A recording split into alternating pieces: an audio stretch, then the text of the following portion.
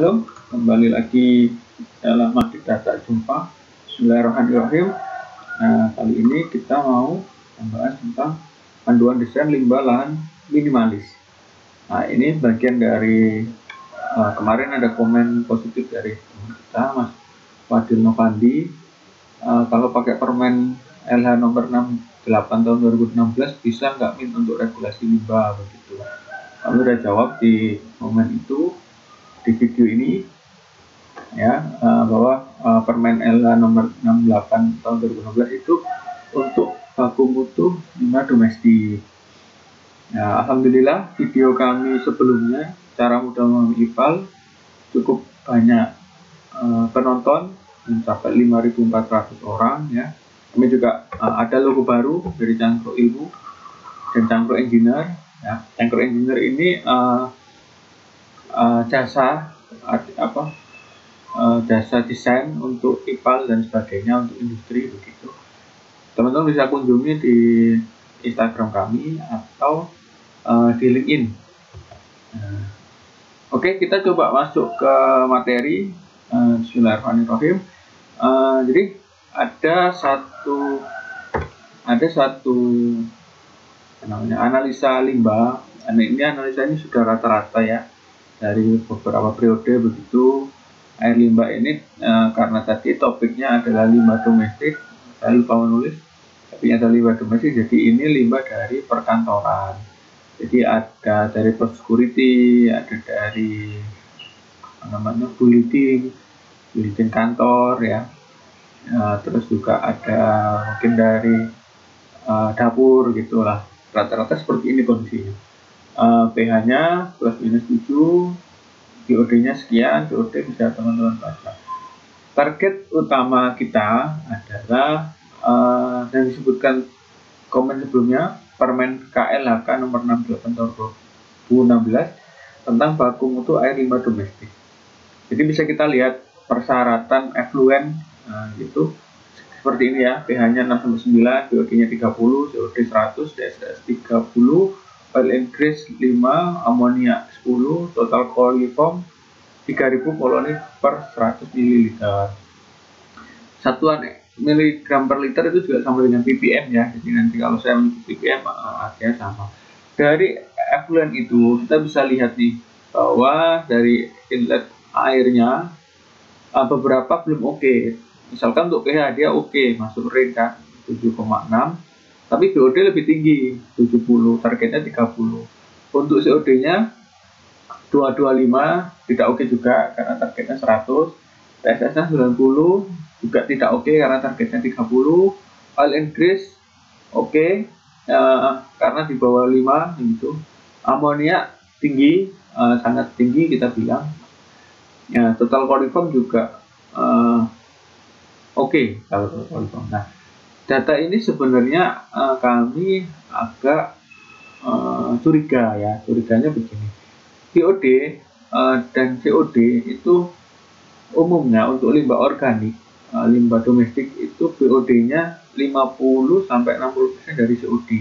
Kalau di sini kan datanya hanya 30%. Artinya ini pasti ada potensi limbah itu berhenti atau sampling ini diambil dari mungkin septic tank, jadi bukan yang mengalir ya.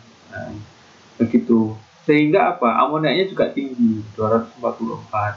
Biasanya kalau limbah domestik itu di angka 25 sampai 100. Nah, ini juga nanti mempengaruhi alat apa yang kita butuhkan gitu, dengan kondisi seperti ini ya. Terus second target apa itu? Jadi beberapa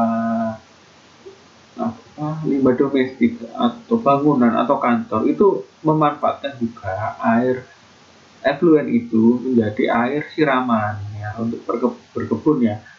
Tapi baku mutunya sudah bukan permen KLHK, tapi harus mengacu ke Permenkes nomor 32 tentang baku mutu air sanitasi.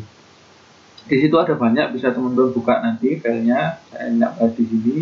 Cuman saya ambil yang penting di situ, terutamanya pH, turbidity, color, taste, odor, total coliform, E. coli sama organic content. Jadi dia tidak menspesifik menyebut BOD, COD, tapi kita sudah tahu ada BOD-nya pasti lebih bagus kan, sebetulnya lebih bagus karena ini untuk air sanitasi ya.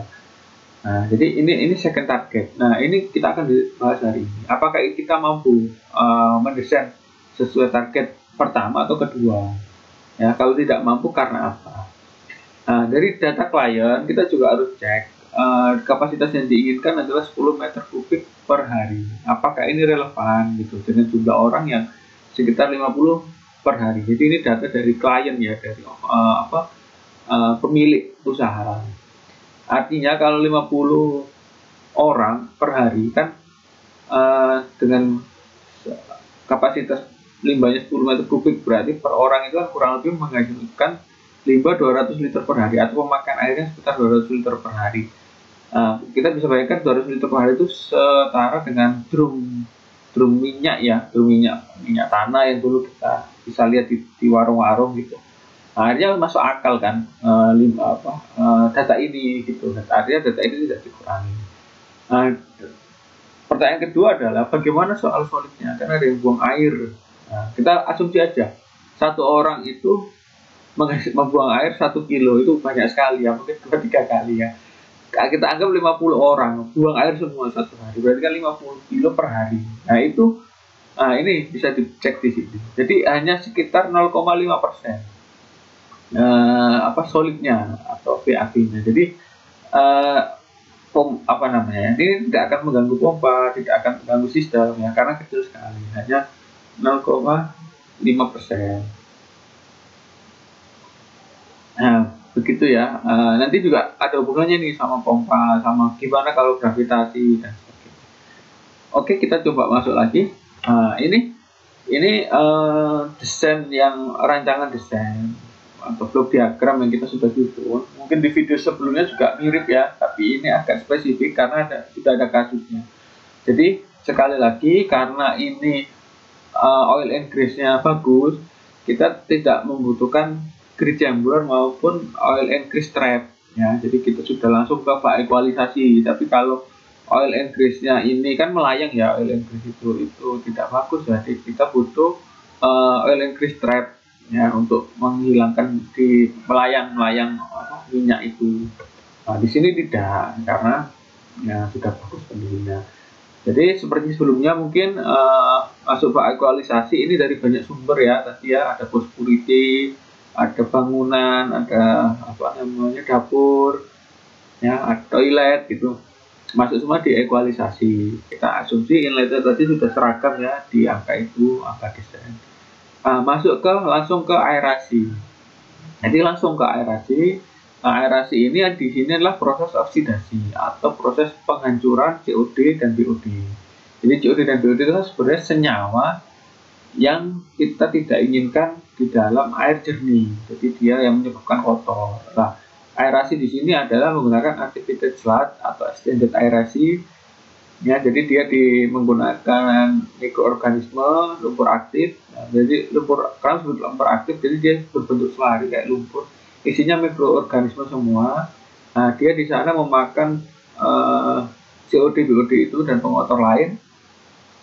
Dan nanti ada suplai udara dari kompresor, makanya disebut aerasi ya. Nah, kurang lebih seperti itu.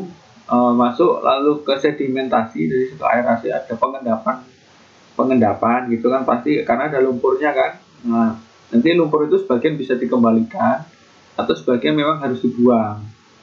Nah, jadi kalau di sini desainnya belum nampak, tapi akan kondisional karena itu butuh perhitungan lagi. Kalau di buku Transrum ada berapa banyak massa sedimen atau sludge atau lumpur yang harus dikembalikan ke aerasi. Jadi tidak serta-merta.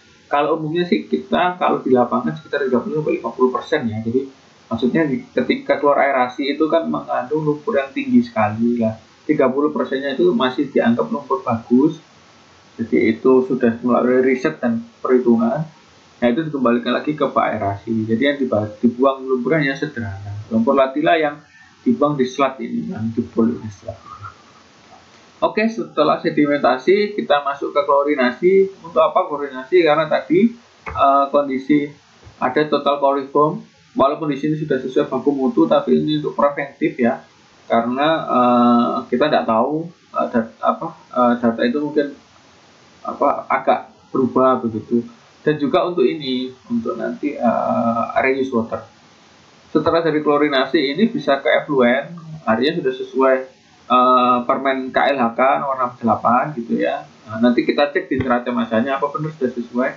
Nah, lalu ketika untuk reuse ini, kita kan target reuse atau second target Permenkes ini, dari effluent ini kita masukkan ke koagulan dan flokulan tank. Ini sama seperti pengolahan air atau WTP, masih teman-teman familiar, koagulan dan flokulan. Fungsi koagulan, untuk klorinasi tadi adalah untuk menghilangkan mikroorganisme ya, atau virus atau sebagainya lah ya. Nah, untuk koagulan flokulan ini dia untuk mengendapkan potensi masih ada lumpur yang di air atau ada potensi CO2 yang di situ, itu bisa kita reduce. Nanti berapa besar angkanya kita akan bahas. Setelah koagulasi, flokulasi, nah nanti ada contoh fotonya gimana koagulasi. Nah, kita masuk ke sedimentasi lagi, karena kan koagulan dan flokulannya akan menghasilkan endapan kan, sehingga airnya lebih jernih. Lalu masuk ke intermediate tank. Intermediate tank ini hanya untuk penampung sementara aja sih. Lalu dia masuk ke sand filter dan carbon filter. Nah, lalu menjadi reuse water. Ini kita membuat rancangan awal. Terus nanti kita koreksi dari neraca massa, dari perhitungan apa sudah benar ini. Ini bisa berubah ya nanti. Tapi kebetulan ini sudah saya rubah, jadi ini sudah final gitu. Tapi sebelumnya garis ini tidak harus seperti ini, dia bisa beberapa tahapan gitu ya. Jadi kadang-kadang dia tidak cukup satu kali koagulasi, dia tidak cukup satu kali aerasi, jadi harus dua kan. Nah, seperti itu juga ada kemungkinan. Nah, yang penting adalah bagaimanapun desainnya itu, ini sudah harus memenuhi kriteria desain. Ya, ini ya BOD, MLSS loading, BOD volume load, ini bisa dibaca teman-teman. MLSS-nya slot edge, Q udara itu berarti kebutuhan blowernya terhadap Q air, HRT, slot circulation, lalu F per M. Nah, saya tidak bahas ini, untuk F per M bisa dilihat di video sebelumnya juga. Nah, ini nanti data ini diperlukan untuk tadi menghitung berapa sih lumpur yang harus dikembalikan, berapa sih banyaknya lumpur atau mikroorganisme di aerasi. Lah, ini semua data ini, menggunakan data ini. Jadi MLSS ini dianggap lumpur yang hebat. Jadi dia mengandung kan 3.000 sampai 6.000 mg ya. Berarti sekitar berapa? 3% ya. 0,3 sampai 0,6% ya terhadap air. Nah, begitu. Jadi ini nanti tahu berapa banyak sih lumpur yang kita butuhkan dan sebagainya. Terus dari desain ini berapa nanti dimensinya. Gitu. Nah, ini ditangkap saja dulu, saya tidak bahas detail sekali, nanti ada bagiannya. Nah, ini adalah setelah tadi mendapatkan kriteria desain, itu kita dapat efektivitas proses. Nah, jadi seperti ini ya, BOD loading, MLSS, slot, umur slot dan sebagainya. Kita dapati bahwa untuk grid chamber, grid ini grid itu padatan ya. Nah, jadi ini ketika TSS-nya tinggi, tadi kan hanya 90, jadi tidak terlalu tinggi. Nah, itu memang bisa mengurangi TSS dan COD-BOD. Nah, tapi di sini kita tidak menggunakan. Lalu grease trap kita juga tidak pakai karena tadi minyaknya juga rendah, minyak dan oil and grease-nya. Nah, di aerasi tadi ketika memenuhi desain kriteria itu kita dapati data ini. Data penurunan. Jadi ini BOD yang masuk tadi kan misalnya COD yang masuk misalkan tadi 225, lah nanti berarti sisanya hanya tinggal 15% yang keluar, 85 sudah teroksidasi atau sudah dihilangkan. Lalu secondary clarifier juga sama 30% gitu ya, tapi TSS lebih tinggi 50% gitu. Nah, ini terus klorinasi ini menghilangkan total kolipo. Tertiary clarifier ini maksudnya clarifier yang kedua tadi ya, terus tadi sand filter dan carbon filter punya efektivitas kerja sekian.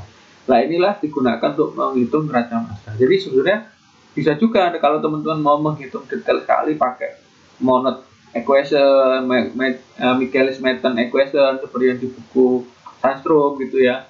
Jadi dia pakai pendekatan matematis yang sangat kompleks ya. Bisa juga, tapi kita biasanya pakai data ini saja, sudah cukup. Jadi ini sudah proven ya, data ini ya bisa langsung dipakai gitu. Nah ini jadi didapatkanlah neraca massa. Jadi kalau teman-teman proses atau teman-teman ilmiah sudah tahu ya neraca massa itu seperti apa gitu. Nah ini kita kasih nomor 1, 2, 3, 4 sampai 18 gitu ya, untuk memudahkan kita mengetahui berapa sih massa atau bagaimana kondisi kualitas limbah atau air di situ, di titik itu. Jadi kayak nomor 1, kedua, nomor 2 ini bagaimana sih kualitasnya.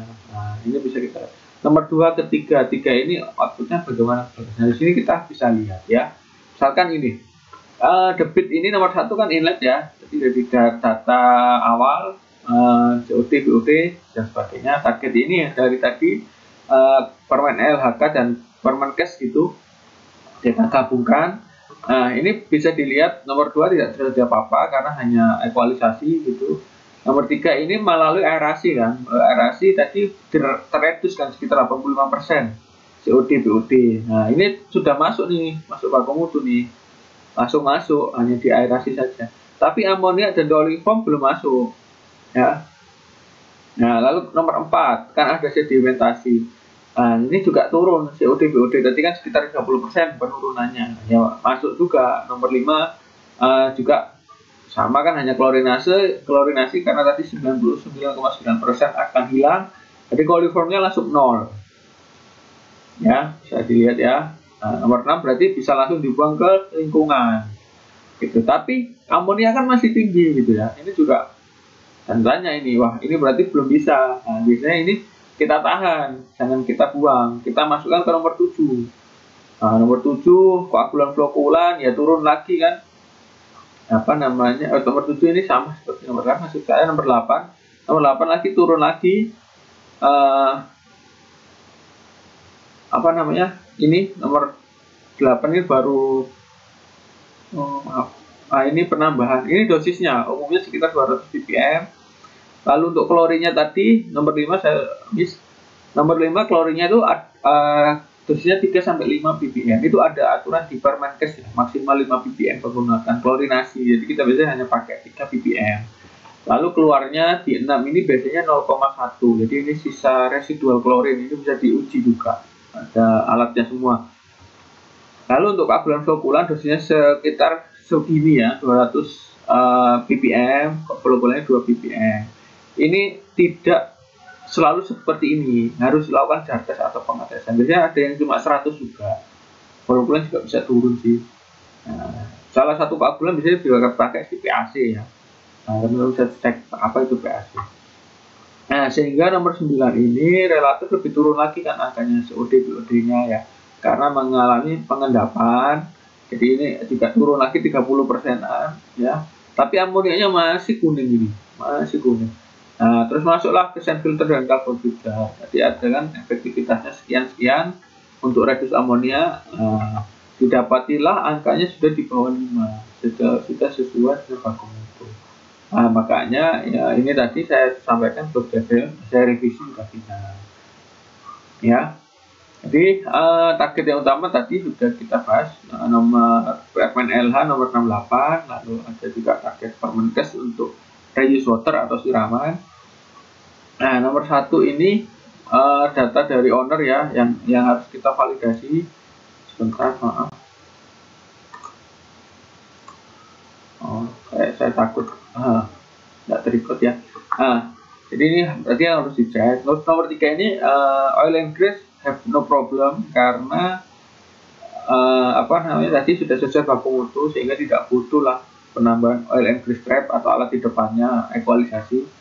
Terus TSS memang sedikit lebih tinggi tapi tidak tinggi sekali ya, sehingga tidak perlu sedimentasi awal atau pengendapan awal gitu, nggak perlu sih.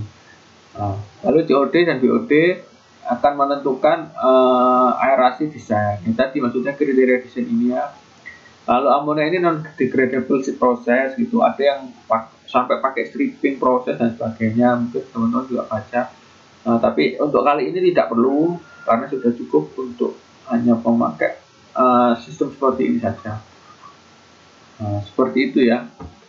kurang lebihnya. Nah, inilah setelah tadi kita sudah dapat blok diagram paling tidak, kita sudah yakin ya terkait masanya, kondisinya, kita mulai membuat dimensional alat itu.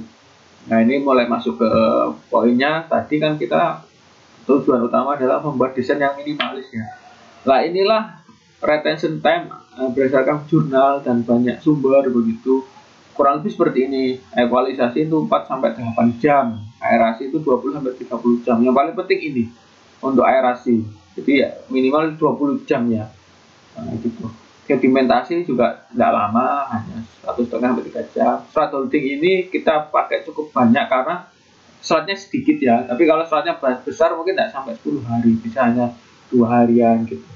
Nah, serat holding ini kita desain cukup lama, 15 hari, karena biasanya nanti serat itu kan diambil oleh kayak truk tinja gitu ya.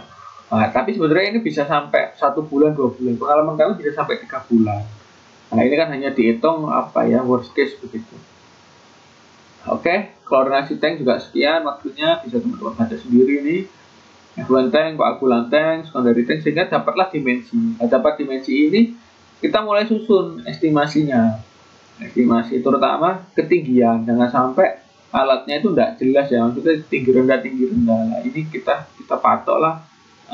Nanti setelah itu dapat plot plan-nya ya. Ini penting. Oke. Nah, didapatlah plot plan kurang lebih seperti ini. Jadi yang satu adalah bak ekualisasi, tadi kan 1,5 kali 2, dalamnya 2 meter. Lalu aeration tank, panjangnya 4, lebarnya 2, dalamnya 2 meter juga ya. Dan sebagainya, teman-teman bisa lihat di sini. Ini hanya ukurannya hanya berapa? 1,5 tambah 4, 5,5 tambah 1, 6,5 tambah 2,5, hanya 9 meter dengan lebar 4 meter ya. Jadi ini hanya 9 kali 4 meter, ini sudah bisa untuk tempat pembangunan IPAL atau WBTP ya. Nah, jadi nomor 1 ini sekali lagi ekualisasi, nomor 2 aerasi, nomor 3 sedimentasi, nomor 4 serat holding pool, nomor 5 klorinasi, nomor 6 effluent tank, nomor 7 coagulant tank, nomor 8 sedimentation tank, nomor 2 atau second sedimentation, nomor 9 intermediate, 10, 11 carbon dan sand filter dan carbon filter, nomor 12 reuse tank, nomor 13 kompresor dan panel, ini juga harus diperhitungkan. Kompresor itu untuk aerasi ya. Nomor 14 lab dan operator room. Lab dan operator room ini hanya untuk ambil sampling ya. Nah, kadang-kadang kan tidak cukup ini, bisa aja nomor 14 ini 1 kali 2 meter tidak cukup karena itu sekali kan. Nah, maka kompresor ini bisa didesain penuh gitu, bisa dipanjangkan lebarnya sehingga nanti nomor 13 ini di bawah nomor 14. Itu nanti bisa kondisional ya. Nah, ini tadi teman-teman ingat ini kan, ini jalannya nomor 1, nomor 2, nomor 3, nomor 4 sampai nomor 12. Nah, kalau digambarkan di sini maka ekualisasi ini tinggi kan 2 meter. Ke aerasi ini dia gravitasi saja. Atau mengalir saja. 2 ke 3 juga mengalir saja. 3 ke 4 juga mengalir. Nah, tapi 3 ke 5 ini butuh pompa. Ya, 5 ke 6 dia mengalir, 6 keluar butuh pompa. Nah, 6 ke 7 dia butuh pompa, 7 ke 8 dia mengalir, 8 ke 9 butuh pompa, 9 ke 10 butuh pompa, 10 ke 11 butuh pompa, 11 ke 12 juga butuh pompa. Ya. Untuk apa pompa itu? Nah, nanti kita bahas. Nah, ini adalah contoh tadi yang kita bahas, koagulasi dan flockulasi. Dia bisa menurunkan turbidity dan color. Sebenarnya juga menurunkan COD dan BOD, tapi di sini kita analisa. Ya, jadi misalkan seperti ini, kekeruannya 65 VAU atau 26 NTU, warnanya 431 ya. Tadi kan untuk baku mutu air sanitasi itu kekeruannya minimal 50 NTU, warnanya kekeruannya harus di bawah 5 NTU, warnanya di bawah 50 PTCO ya. Di sini kita lihat bahwa yang kiri ini tidak memenuhi, tapi yang kanan sudah memenuhi. Kan 1,6 NTU ya. warnanya tinggal 39. Nah ini endapannya bisa inilah. Ini kalau tanpa flokulan, hanya koagulat, endapannya itu gampang pecah atau apa ya, masih halus, tidak ngeplok lah. Ketika ditambah flokulan ini, padahal tadi cuma 2 ppm ya, dia langsung menggumpal begini, jadi efeknya sangat besar. Begitu. Nah inilah contohnya pompa tadi ya. Jadi kadang-kadang itu owner juga mensyaratkan saya nggak boleh lebih dari 9 kilowatt sistemnya gitu ya, atau total listriknya nggak boleh melebihi 9.000 watt ya. 9 kilowatt kan 9.000 watt. Nah sehingga kita hitung dulu nih berapa pompanya, berapa nanti seperti dosing pumpnya ini, berapa kompresornya, yang paling besar kan kompresornya ya. Nah ini semua kita hitung ya. Nah di sini ini ada spreadsheet pompa, saya tidak bahas detail, tapi di sini bisa dilihat kan tadi posisinya ada potensi, misalkan kayak biotank ini dia di dalam ya, di dalam tanah gitu, mau ke ekualisasi kan, dia kan berarti harus disedot ya, ditarik lah. Ini bisa dihitung di sini dengan kedalaman, misalkan biotanknya 1,5 minus 1,5 meter, itu NPS hanya sudah cukup gitu ya, sudah cukup.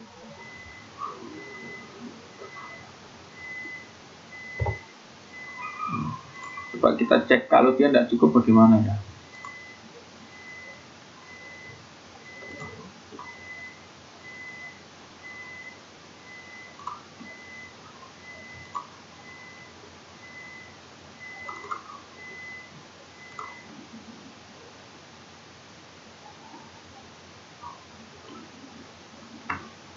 Nah tadi kan posisinya 1,5. Nah ini NPS-nya masih cukup ya, masih 8. Kita coba misalkan dalamnya itu 20 meter. Nah langsung merah kan, dia tidak cukup, berarti pompanya memang tidak bisa menghisap. Ini kan sama kayak pompa sumur itu, berapa sih sebenarnya kita kayak ngitung pompa sumur berapa sih dalamnya sumur biar pompa kita mampu gitu kan. Nah ini bisa kita cek berikan NPS-nya. Apa itu NPS-nya kita tidak bahas, nanti berbeda. Kita coba kalau minusnya hanya 5. Nah artinya 5 meter di dalam tanah itu bisa. Kalau minusnya 8 masih bisa, minusnya 9 bisa juga. Nah ini mulai working. Nah, kurang lebih seperti itu ya untuk pembahasan kali ini. Jadi power ini kita perhitungkan untuk menentukan trafo, juga kabelnya, juga posisi kebutuhannya ya. Nah, oke. Terima kasih banyak. Semoga bermanfaat.